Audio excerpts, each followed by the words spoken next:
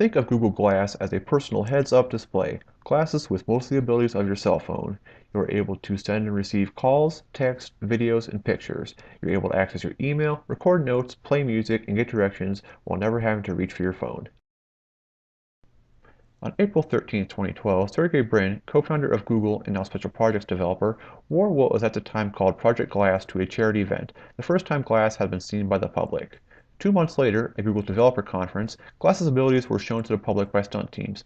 Individuals were skydiving out of planes, bikers jumped off the roof of the conference center, and someone rappelled down the side of the building while wearing glass, all while the video from their heads was being shown inside the conference. It's quite a spectacle for the product's unveiling. Just under a year later, the first glasses were sent to individuals who Google refers to as explorers. These people would help develop and find bugs for Google, while also increasing the media exposure of the product. Until December 17, 2013, Glass was only able to be used with phones that ran the Android operating system. On this date, Google released the Mirror API to developers and also had their My Glass app published onto the iTunes Store. Sadly, iOS users are still unable to send or receive SMS messages with Glass at this current time. January 27th of this year saw Google release new frames for Glass. These frames allowed people to wear prescription glasses while using this technology. Finally, April 15th saw the release of Google Glasses to the masses. All anyone has to do now is plug down $1,500 for the product and it is theirs for the taking. Glass works by taking many components used in cell phones and shrinking them to fit into a package that weighs 50 grams, approximately the weight of a golf ball. Imagine taking the lenses out of a set of prescription glasses, adding a mini projector to the front right part of the frame, and adding a battery behind your ear to help balance that side out.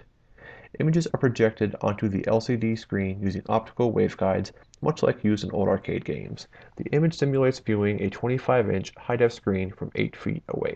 To the right of the LCD screen is a 5-megapixel camera that's also able to shoot 720p video. The side of the unit holds the circuit cards and 12 gigabytes of memory that's available for applications, movies, and pictures. This also holds the Bluetooth and Wi-Fi controllers for external data use. The side of the frame is a capacitive touch sensor. Initial tap of the sensor activates Google Glass.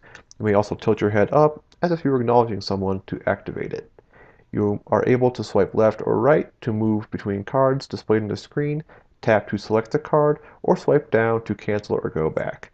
Glass may also be controlled by voice commands such as take a picture, send a message to, or give me directions to. As it is labeled, the power button is on the inner part of the touchpad. A simple push turns the system on or off. The battery is held behind the ear. Also, if you notice the bump on the aft portion, that is the bone conducting speaker. This sends vibrations into your inner ear through your skull instead of using loud noises.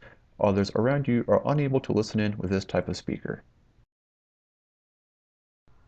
Generally, one may assume that the persons most likely to purchase Google Glass might be the typical Google enthusiast or your average tech geek with some disposable income to throw at new hardware. But one might be wrong. It was used in 2013 to livecast a medical procedure to 150 doctors over 3 continents.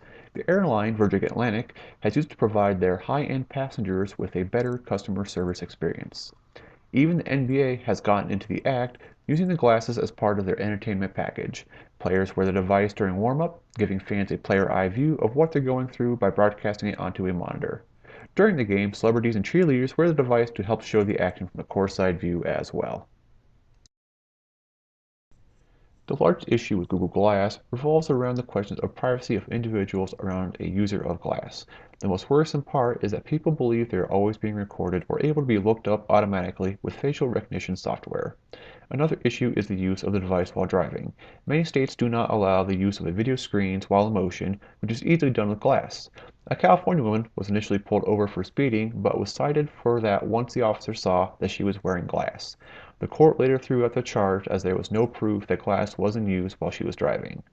The following video shows one of the rougher encounters an individual wearing Glass has received. Video. Okay, it's on video now. Okay,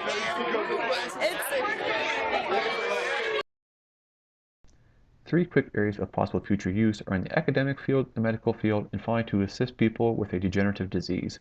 Glass could be used in the academic field to give a virtual tour or tutorial on how to find scholastic information from a librarian's point of view.